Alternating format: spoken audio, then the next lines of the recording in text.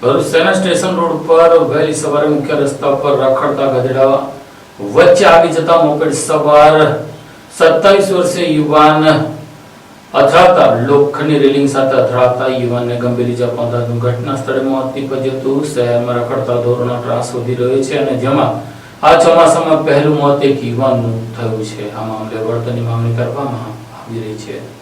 ભરૂચ શહેરના station road પર માલધારી tea stall નજીક મોડી રાત્રે એક 27 વર્ષીય યુવક મોપેડ પર પસાર થઈ રહ્યો હતો। આ દરમિયાન અચાનક રસ્તા વચ્ચે ગધેડું આવી જતા યુવકની મોપેડ તેની સાથે અથડાઈ। ગંભીર ઇજાઓના કારણે યુવકનું ઘટના સ્થળે મોત થયું। સમગ્ર ઘટના સીસીટીવીમાં કેદ થઈ। ઘટના અંગે જાણ થતાં પોલીસ પહોંચી અને અકસ્માતનો ગુનો નોંધી તપાસ હાથ ધરી। ઘટના બાદ નગરપાલિકા વિપક્ષના સભ્ય જિગ્નેશ બ્રહ્મભટ્ટે શહેરમાં રખડતા પશુઓની સમસ્યા અંગે ચિંતા વ્યક્ત કરી છે। જણાવ્યું હતું કે સમયસર નિયંત્રણ નહીં લાવવામાં આવે તો આવી દુર્ઘટનાઓનું પુનરાવર્તન થઈ શકે છે।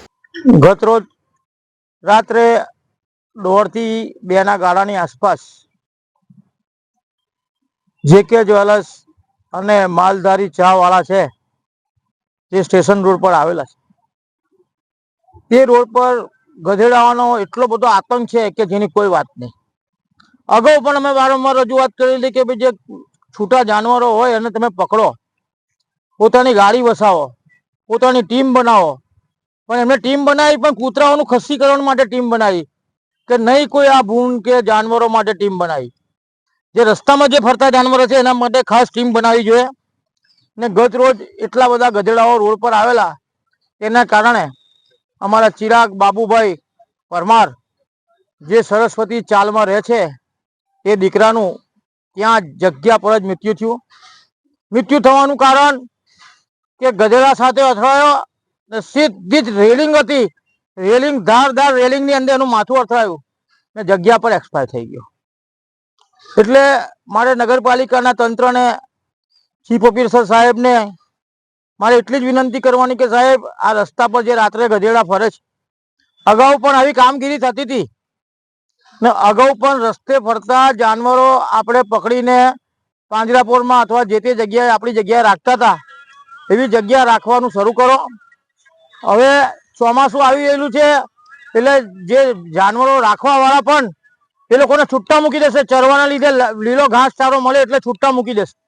ભાઈ છૂટા ના મુકાય, કોઈ નિર્દોષનો જીવ ના જાય એને ધ્યાનમાં રાખી અને આ પહેલું કામ કરવામાં આવે કે જેથી કરીને કોઈ નિર્દોષનો જીવ ના જાય ને રસ્તામાં પડતા જાનવરો, રસ્તામાં જે પણ જાનવરો હોય એને પકડીને મૂકવામાં આવે। ગાય માતા માટે તો અમારા પાંજરાપોળ જિંદાબાદ છે જ। ગાય માતાને તમે લાવશો, તમે પાંજરાપોળ 24 કલાક ખુલ્લી છે, પાંજરાપોળમાં અમે રાખીશું।